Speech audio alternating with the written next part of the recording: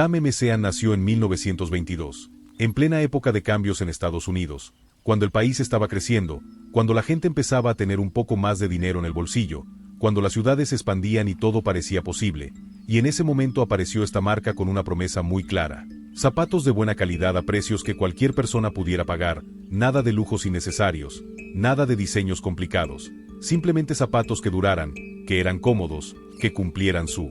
función, y la gente lo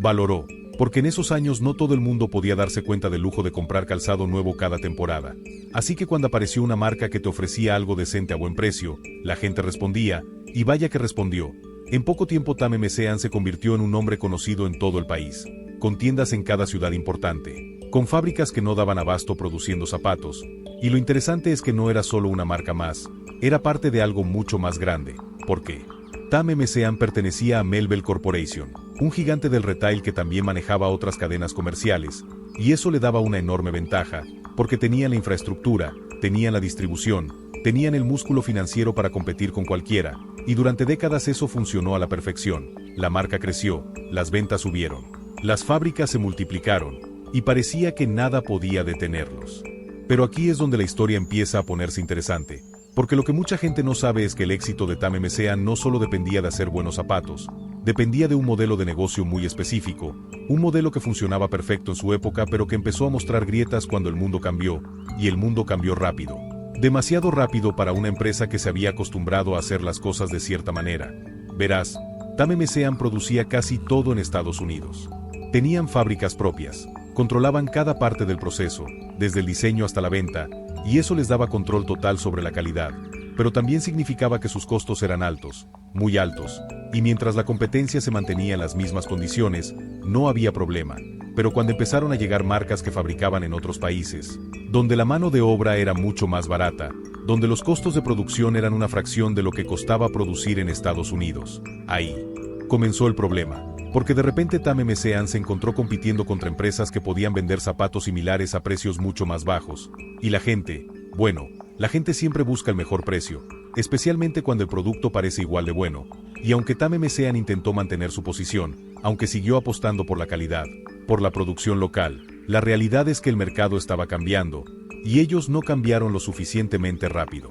¿Alguna vez has visto cómo una empresa grande empieza a tomar decisiones cada vez más desesperadas? En los próximos minutos te voy a mostrar exactamente cómo se ve eso desde adentro, porque lo que pasó en Tame Mesean no fue un colapso arrepentido, fue un proceso lento, doloroso, donde cada decisión que tomaban parecía lógica en el momento pero que en retrospectiva solo aceleró la caída, y una de las primeras señales fue cuando empezaron a cerrar fábricas. No todas de golpe, sino poco a poco, una aquí, otro allá, siempre con la justificación de que era necesario para mantenerse competitivo, de que era una medida temporal, de que las cosas iban a mejorar, pero la verdad es que cada fábrica que cerraban era un pedazo de su identidad que perdían, porque Tame Mesean no era solo una marca, era un símbolo de la industria estadounidense, de empleos buenos, de comunidades que dependían de esas fábricas, y cuando empezaron a cerrarlas, no solo perdió capacidad de producción, perdieron la conexión con la gente que los había hecho grandes, y eso se sintió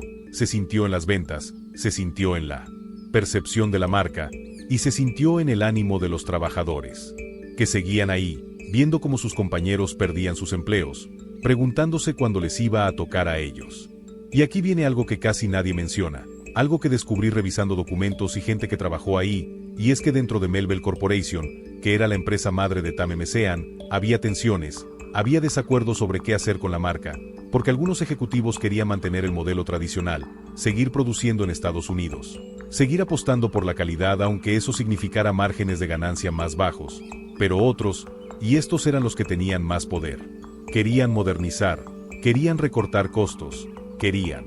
competir en precio, y eso significaba fabricar fuera, significaba cambiar proveedores, significaba sacrificar parte de lo que había hecho grande a Tame Mesean, y adivina quiénes ganaron esa pelea. Exacto, los que querían cambiar todo, y aunque en el papel sus argumentos sonaban razonables, aunque los números parecían respaldar sus decisiones, la realidad es que estaban desmantelando la esencia de la marca, y una marca sin esencia es solo un nombre, y un nombre sin respaldo no vale nada. Mientras todo esto pasaba, el mercado del calzado estaba explotando con nuevas tendencias, nuevas marcas, nuevas formas de vender, porque estamos hablando de los años 70, 80, cuando la moda empezó a tener un peso enorme, cuando los tenis dejaron de ser solo para hacer deporte y se convirtieron en un símbolo de estatus, cuando marcas como Nike, Adidas, Reebok empezaron a dominar, no solo por la calidad de sus productos sino por su marketing, por cómo vendían un estilo de vida, y Tame Sean, que siempre había sido una marca práctica, funcional, no sabía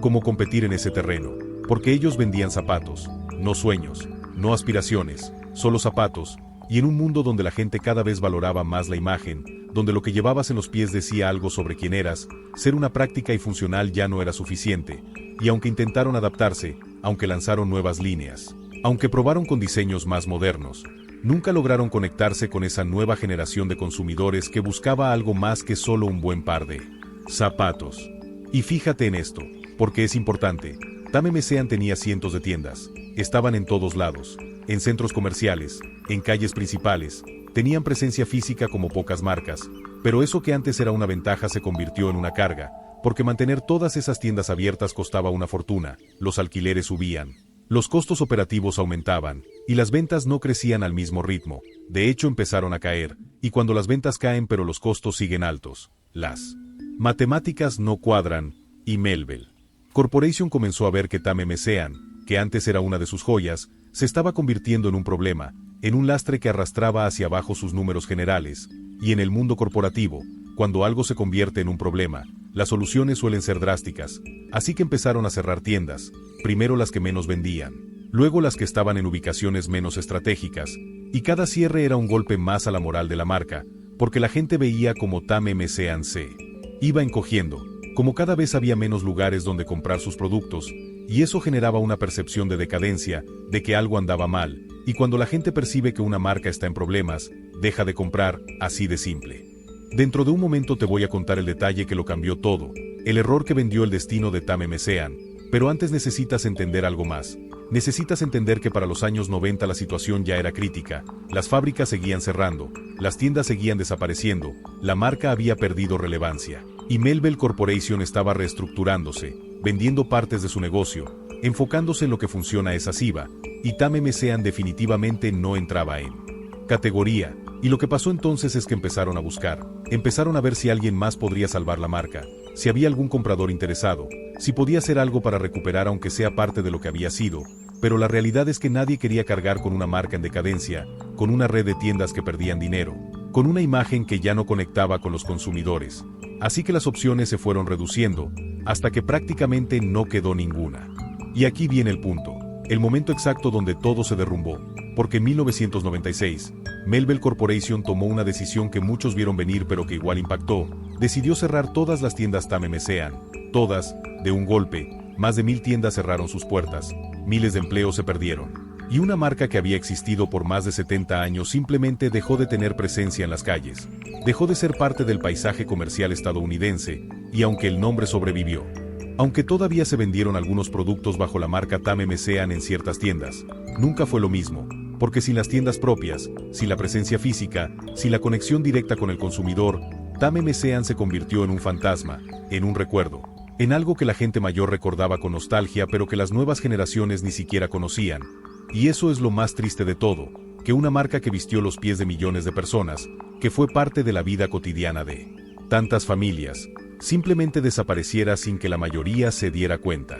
Pero espera, porque esto no termina ahí, porque aunque las tiendas cerraron, aunque la marca dejó de tener el protagonismo que tuvo, Tame Sean no desapareció completamente. Y aquí es donde la historia se pone aún más interesante, porque lo que pasó después muestra cómo funciona realmente el negocio de las marcas, cómo un nombre puede sobrevivir aunque la empresa original ya no existe. Verás, los derechos de la marca Tame Sean se vendieron, pasaron de mano en mano, y hoy en día todavía puedes encontrar zapatos con ese nombre, pero no tiene nada que ver con lo que fue la empresa original, nada que ver con aquellas fábricas llenas de trabajadores, con aquellas tiendas en cada esquina. Ahora es solo un nombre que se usa para vender productos fabricados quién sabe dónde, diseñado por quién sabe quién, y vendidos en tiendas que no tienen ninguna conexión con la historia de la marca, y eso te hace pensar, ¿qué queda de una marca cuando todo lo que la hizo grande desaparece? ¿Solo el nombre? ¿Y eso vale algo? La verdad es que la caída de Tame Sean no fue culpa de una sola cosa, no puedes señalar un error y decir esto fue lo que los hundió, fue una combinación de factores, fue el cambio en el mercado, fue la competencia global, fue la incapacidad de adaptarse lo suficientemente rápido, Fueron las decisiones corporativas que priorizaron los números a corto plazo sobre la construcción de marca a largo plazo, fue la pérdida de identidad, fue todo junto, y cada uno de factores esos por sí solo no. Habría sido fatal, pero todos juntos crearon una tormenta perfecta, y Tame Mesean no pudo sobrevivir. Y lo interesante es que mientras esto pasaba, mientras Tame Mesean se desmoronaba, otras marcas estaban estudiadas, otras empresas estaban encontrando formas de adaptarse, de innovar, de conectar con los consumidores de nuevas maneras, y eso demuestra que no era imposible sobrevivir en ese mercado. Lo que era imposible era sobrevivir haciendo las mismas cosas de siempre, esperando que el mundo no cambiara, o esperando cambiar sin perder la esencia. Y Tame Mesean cayó en esa trampa. Intentaron cambiar pero perdió lo que los hacía especiales. E intentaron mantener su esencia pero no cambiaron lo suficiente. Quedaron en un limbo que no satisfacía a nadie. ¿Te has preguntado alguna vez qué sienten los trabajadores cuando ven que la empresa donde trabajaron toda su vida está cerrando?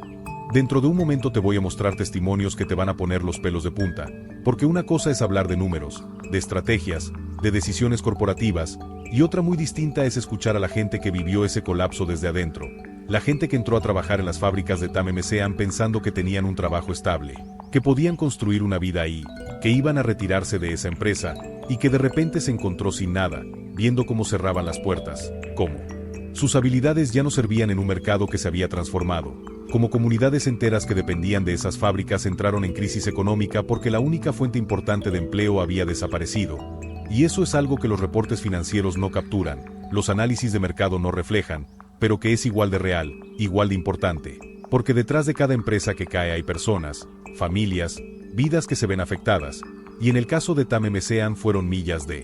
personas, millas de historias que nunca se contaron completamente. Algunos de los testimonios hablan de cómo los últimos años fueron especialmente duros, como sabían que las cosas andaban mal pero seguían yendo a trabajar cada día esperando que algo cambiara, esperando que algún ejecutivo en alguna oficina tomara la decisión correcta que salvara la empresa, pero esa decisión nunca llegó, o llegó demasiado tarde, o fue la decisión equivocada, y cuando finalmente anunciaron los cierres masivos, muchos no se sorprendido, estaban resignados, casi esperándolo. Pero eso no hacía que doliera menos. Porque una cosa es saber que algo malo va a pasar y otra muy distinta es vivirlo. Es ver cómo desarman las máquinas, cómo vacían las bodegas, cómo colocar los letreros de liquidación en las tiendas, como algo que fue parte de tu vida durante años simplemente deja de existir. Y algunos de esos trabajadores nunca se recuperaron completamente, encontraron otros trabajos, sí, pero nunca con las mismas condiciones, nunca con la misma estabilidad, nunca con la misma sensación de que formaban parte de algo importante. Y eso es una pérdida que no se mide en dólares pero que es real. Y mientras todo esto pasaba, mientras Tame Mesean se desmoronaba, otras cosas estaban cambiando en la industria del calzado, cosas que harían imposible que una empresa como Tame Mesean volviera a existir en su forma original, porque la globalización había cambiado las reglas del juego para siempre, la producción se había movido a Asia, principalmente a China, donde los costos eran tan bajos que simplemente no había forma de competir fabricando en Estados Unidos, a menos que pudieras justificar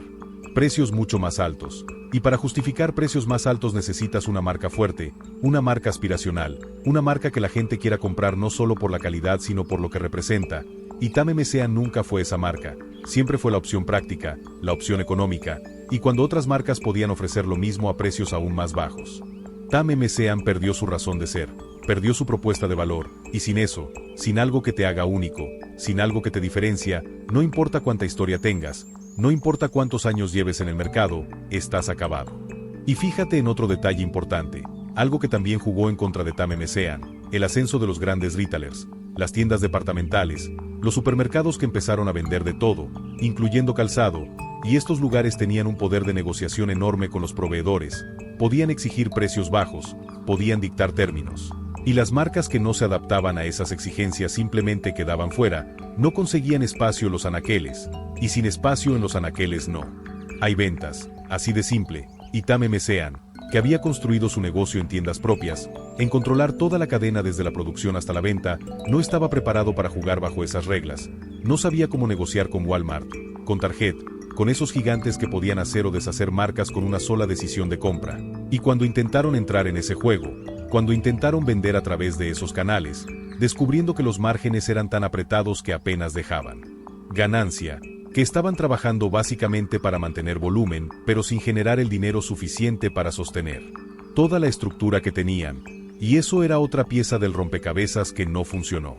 Ya estamos llegando al punto donde todo encaja, donde puedes ver la imagen completa de por qué TAM-MCA no sobrevivió, pero antes déjame contarte algo más, algo sobre el marketing, sobre cómo vendían sus productos, porque eso también fue parte del problema. TAM-MCA nunca invirtió fuerte en publicidad, nunca construyó una imagen de marca potente. Sus anuncios eran simples, directos, funcionales, mostrando zapatos y precios, nada más, y en un mundo donde Nike estaba contratando a Michael Jordan, donde Reebok tenía campañas millonarias, donde cada marca intentaba crear una conexión emocional con el consumidor, TAM-MCA siguió vendiendo como en los años 50, con anuncios en periódicos, con promociones de temporada, sin ninguna estrategia sofisticada, sin ningún intento de crear una comunidad alrededor de la marca, y eso los hizo invisibles, especialmente para las generaciones más jóvenes que ni siquiera sabían que TAM-MCA existía, porque vieron un comercial cool en la tele, nunca vieron a un deportista famoso usando sus zapatos, nunca vieron nada que les hiciera sentir que TAM-MCA era relevante, y sin relevancia, sin presencia en la mente del consumidor, estás muerto. Aunque tus zapatos sean buenos, aunque tus precios sean competitivos, si nadie piensa en ti cuando necesita comprar calzado, ha perdido. Y aquí viene algo que me llamó mucho la atención investigando este caso, y es como Melville Corporation, la empresa madre, manejó todo el proceso, porque ellos tenían otros negocios, tenían otras marcas, y mientras TAM-MCA se hundía, esas otras marcas seguían funcionando bien. Entonces la pregunta es, ¿por qué no hicieron más por salvar a TAM-MCA? ¿Por qué no invirtieron más recursos, más esfuerzo, más atención en recuperar la marca? Y la respuesta, según varios análisis, es que simplemente decidió que no valía la pena, que el mercado había cambiado tanto que intentar revivir TAM-MCA iba a costar más de lo que podía recuperar, que era mejor cortar las pérdidas, cerrar todo, y enfocarse en los negocios que tenían futuro, y desde una perspectiva puramente financiera, tenían razón. Quizás era la decisión correcta para los accionistas, para los números del siguiente trimestre, pero desde una perspectiva humana, sí la perspectiva de los miles de trabajadores que dependían de esos empleos, desde la perspectiva de las comunidades que se vieron afectadas, fue una decisión brutal, una decisión que mostró cómo funciona realmente el capitalismo corporativo, donde lo único que importa al final es la ganancia, y si algo no genera ganancia, se desecha, sin importar la historia, sin importar el legado, sin importar las personas. Y esto nos lleva a una reflexión más amplia, porque la historia de TAM-MCA no es única. Es un patrón que se ha repetido una y otra vez en diferentes industrias. Marcas que fueron gigantes, que parecían invencibles, que dominaron sus mercados durante décadas, y que de repente desaparecieron porque no pudieron adaptarse a los cambios, porque se aferraron a modelos de negocio obsoletos, porque subestimaron a la competencia, porque tomaron decisiones equivocadas en momentos críticos. Piensa en Kodak, en Blockbuster, en tantas otras. Empresas que fueron líderes en su momento y que hoy ya no existen o son apenas sombras de lo que fueron. Y la pregunta que surge es, ¿se puede evitar este destino? ¿Hay alguna forma de que una empresa grande, establecida, con décadas de historia, pueda reinventarse lo suficiente para sobrevivir cuando el mundo cambie radicalmente? Y la respuesta es complicada, porque sí hay ejemplos de empresas que lo lograron, que se transformaron, que se adaptaron, pero son la excepción, no la regla. La mayoría cae, y cae duro, porque el peso de su propio éxito pasado las hace lentas, las hace rígidas, las hace incapaces de tomar las decisiones drásticas que necesitan cuando todo a su alrededor está cambiando. En el caso de TAM-MCA, uno de los errores más grandes fue no entender lo suficientemente rápido que ya no estaban vendiendo solo zapatos, estaban vendiendo una experiencia, una imagen, un estilo de vida, y mientras ellos seguían pensando en términos de producto y precio, sus competidores estaban pensando en términos de marca y conexión emocional. Y esa diferencia fue decisiva, porque al final la gente no compra solo por razones racionales, compra por razones emocionales, compra porque algo resuena con ellos, porque se identifican con una marca, porque sienten que esa marca representa algo que ellos valoran, y TAM-MCA nunca logró crear esa conexión, nunca logró hacer que la gente sintiera algo especial por la marca, más allá de así, ahí venden zapatos baratos. Y sin esa conexión emocional, sin esa lealtad profunda, en cuanto aparece una opción más barata o más cool o más conveniente, los clientes se van, no hay nada que los retenga, no hay nada que los haga volver. Y ahora, décadas después del colapso, ¿qué nos queda de TAM-MCA? ¿Qué aprendimos? ¿Qué lecciones podemos sacar de esta historia? Bueno, primero, que ninguna empresa es invencible, no importa qué tan grande seas, qué tan establecido estés, qué tanta historia tengas, si no te adaptas, si no evolucionas, vas a caer, eso es inevitable. Segundo, que el éxito pasado no garantiza el éxito futuro, De hecho, a veces el éxito pasado es tu peor enemigo porque te hace complaciente. Te hace creer que las cosas siempre van a ser así, que puedes seguir haciendo lo mismo y seguir teniendo los mismos resultados. Y cuando el mundo cambia, cuando las reglas del juego cambian, te quedas atrás sin darte cuenta hasta que es demasiado tarde. Tercero, que la marca importa. Importa mucho más de lo que muchas empresas creen, porque una marca fuerte te da margen de maniobra, te permite cometer errores y sobrevivir, te permite subir precios sin perder clientes, te permite innovar con respaldo, pero una marca débil no te protege de nada. Y cuando vienen los tiempos difíciles, si no tienes una marca fuerte, estás expuesto, completamente vulnerable. Cuarto, y esto es importante, que las decisiones corporativas tienen consecuencias reales en la vida de personas reales. Y aunque los ejecutivos y los accionistas pueden ver todo en términos de números y estrategias, hay trabajadores, hay familias, hay comunidades enteras que dependen de esas empresas, y cuando una empresa cae, esas personas son las que más sufren. No los ejecutivos que reciben sus bonos de despedida, no los accionistas que pueden diversificar sus inversiones, son los trabajadores de la fábrica, los vendedores de las tiendas, la gente que puso años de su vida en esa empresa creyendo que era estable, que era seguro, y que de repente se queda sin nada. Y esa es una dimensión de estas historias que no se menciona lo suficiente, que se pierde en los análisis de mercado y los reportes financieros, pero que es absolutamente real y absolutamente importante. Y quinto, que el cambio es constante y acelerado, y que lo que funcionó ayer puede no funcionar hoy, y lo que funciona hoy definitivamente no va a funcionar mañana si no sigues evolucionando, porque el mercado no se detiene, la competencia no se detiene, las preferencias de los consumidores no se determinó, todo está en movimiento constante. Y las empresas que logran sobrevivir son las que entienden eso, las que aceptan que tienen que estar reinventándose permanentemente, que tienen que estar cuestionando sus propios modelos de negocio, que tienen que estar dispuestas a canibalizar sus propios productos antes de que alguien más lo haga, y eso es difícil, va contra todos los instintos de una organización establecida, pero es necesario, es la única forma de sobrevivir a largo plazo en un mundo que cambia cada vez más rápido. Entonces, ¿qué pasó realmente dentro de las fábricas de TAM-MCAN en esos últimos años? ¿Cómo se veía el día a día cuando todo se estaba desmoronando? Según los testimonios que pude recopilar, había una atmósfera extraña, una mezcla de negación y resignación. La gente seguía haciendo su trabajo, seguían produciendo zapatos, pero sabían que algo andaba mal, veían cómo se reducían los turnos, cómo se cancelaban órdenes, cómo los gerentes tenían reuniones cada vez más frecuentes con caras cada vez más serias. Y había rumores constantes, que iban a cerrar esta línea de producción, que iban a despedir a este departamento, que iban a vender la fábrica, y algunos de esos rumores eran ciertos y otros no, pero el ambiente de incertidumbre era permanente, y eso afecta la moral, afecta la productividad, afecta la calidad del trabajo, porque es difícil dar tu mejor esfuerzo cuando no sabes si mañana vas a seguir teniendo empleo, cuando sientes que todo lo que haces podría ser en vano porque la empresa está condenada. Y hubo intentos de salvar la situación, si los hubo, lanzaron nuevas líneas de productos, intentaron modernizar los diseños, redujeron precios, hicieron promociones agresivas, pero nada funcionó, o nada funcionó lo suficiente, porque el problema no era solo un aspecto del negocio, era todo el modelo, era la estructura completa que estaba quebrada. Y no puedes arreglar algo así con ajustes superficiales, necesitas una transformación profunda, necesitas estar dispuesto a desmantelar todo y reconstruir desde cero. Y eso requiere coraje, requiere visión, liderazgo requiere, y aparentemente eso es lo que faltó, un liderazgo que pudiera ver más allá de los números del siguiente trimestre, que pudiera imaginar un futuro diferente para TAM-MCAN, que pudiera tomar las decisiones difíciles necesarias para llegar a ese futuro. Pero ese liderazgo no apareció, o apareció demasiado tarde, cuando ya no quedaba nada que salvar. Y es interesante pensar en los paralelos con lo que está pasando hoy, porque aunque TAM-MCAN cerró hace décadas, los mismos patrones se siguen repitiendo. Hay empresas ahora mismo que están en la misma trayectoria, que están cometiendo los mismos errores, que están ignorando las señales de que el mercado está cambiando, que están confiando demasiado en su éxito pasado. Y uno las ve y piensa, ¿no aprendió nada? ¿No ven lo que le pasó a TAM-MCAN, a Blockbuster, a tantas otras?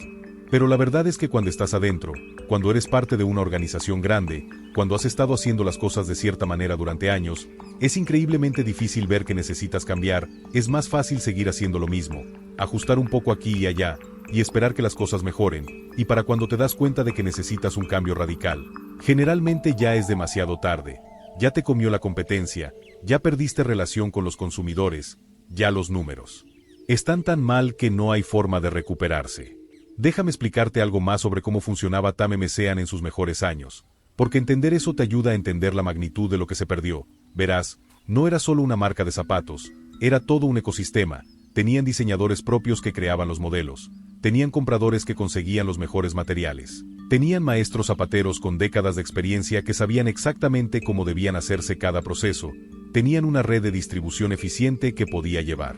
productos desde la fábrica hasta cualquier tienda del país en cuestión de días. Tenían vendedores capacitados que conocían cada producto, que podían asesorar a los clientes, que generaban lealtad, y todo eso funcionaba como un reloj, cada pieza en su lugar, cada proceso optimizado, y cuando funcionaba bien, cuando todo estaba alineado, producían millones de pares de zapatos al año, generaban empleos por millas, contribuían a la economía, pagaban impuestos. Eran una parte importante del tejido industrial estadounidense, y todo eso extraño, todo ese conocimiento, toda esa infraestructura, toda esa experiencia acumulada durante décadas, se perdió, cerraron, y eso es algo que no se puede recuperar, porque puedes comprar máquinas nuevas, puedes construir fábricas nuevas, pero no puedes recrear esa cultura organizacional, ese conocimiento tácito que se transmite de persona a persona, de generación en generación de trabajadores, eso se pierde para siempre. Y este es el punto donde la historia se vuelve casi trágica, porque piensas en todo el potencial que había,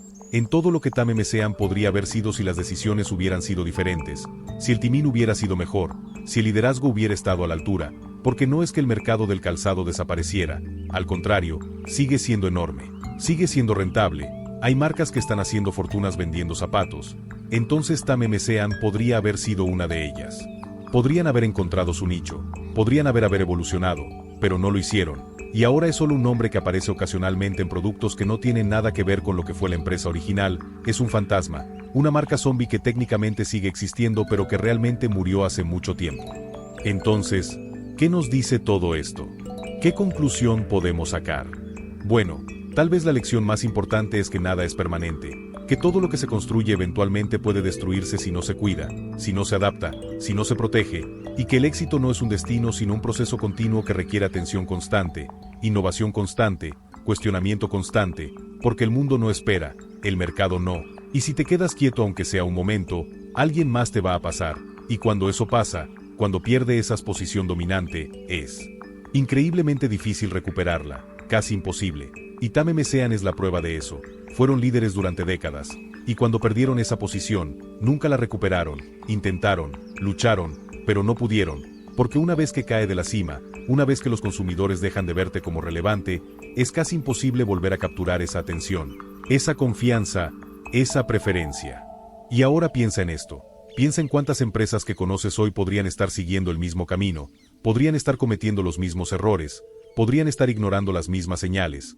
porque la verdad es que la mayoría de las empresas grandes son lentas, son burocráticas, son resistentes al cambio, y eso las hace vulnerables, extremadamente vulnerables a disrupciones, a competidores ágiles, a cambios en las preferencias de los consumidores, y algunas de esas empresas van a caer, es inevitable. La pregunta es cuáles, cuándo, y si van a ver venir el golpe o si los va a tomar por sorpresa como le pasó a TAM-MCAN, que hasta el final parece que no terminaron de entender completamente que salió mal. ¿Por qué todo se derrumbó tan rápido? ¿Por qué las estrategias que funcionaron durante décadas dejaron de funcionar de un día para otro?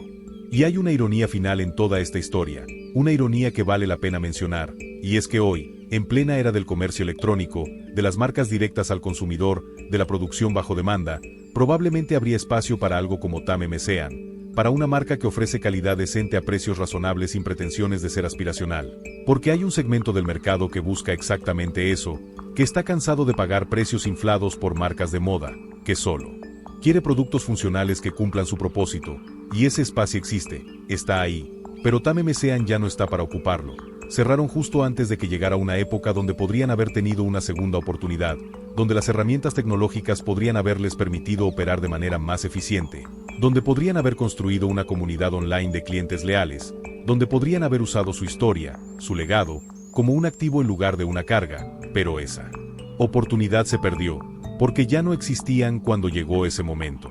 Si quieres seguir entendiendo cómo caen los gigantes que parecen invencibles, si quieres aprender de estas historias para no repetir los mismos errores, ya sea como emprendedor, como ejecutivo, o simplemente como persona interesada en cómo funciona el mundo de los negocios, entonces suscríbete a este canal, porque hay muchas más historias como esta. Muchas más empresas que tuvieron su momento de gloria y que después desaparecieron, y cada una tiene lecciones valiosas, cada una te enseña algo. Sobre estrategia, sobre adaptación, sobre liderazgo, sobre lo que funciona y lo que no en el mundo real de los negocios, más allá de las teorías bonitas que enseñan en las escuelas de negocios. Déjame en los comentarios qué parte de esta historia te impactó más. Si conocías a Tame Mesean, si tus papás o abuelos compraban ahí, si trabajaste en alguna de sus tiendas o fábricas, porque estas historias cobran vida cuando las conectamos con experiencias personales, cuando dejamos de verlas como solo datos y números y las vemos como algo que afectó a personas reales, a comunidades reales, a vidas reales. Y si te gustó este contenido,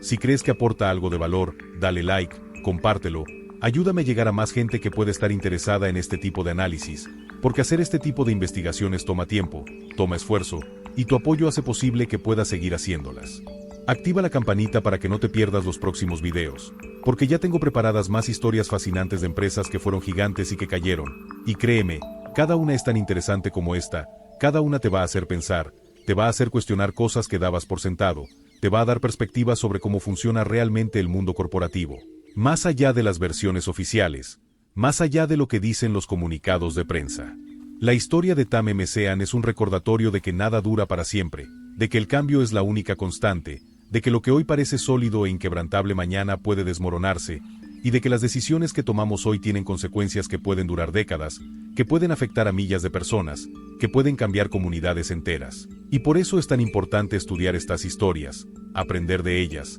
entender que salió mal, que se pudo haber hecho diferente, no para juzgar desde la del futuro, sino para estar mejor. Preparados cuando nos toque a nosotros tomar decisiones difíciles, cuando nos toque enfrentar cambios disruptivos, cuando tengamos que elegir entre mantener el rumbo o cambiar radicalmente, porque esas decisiones van a llegar, para todos, en diferentes contextos, a diferentes escalas, pero van a llegar. Y la diferencia entre sobrevivir y desaparecer a menudo realidad se reduce a si aprendimos las lecciones correctas de quienes vinieron antes, de quienes ya pasaron por eso, de quienes ya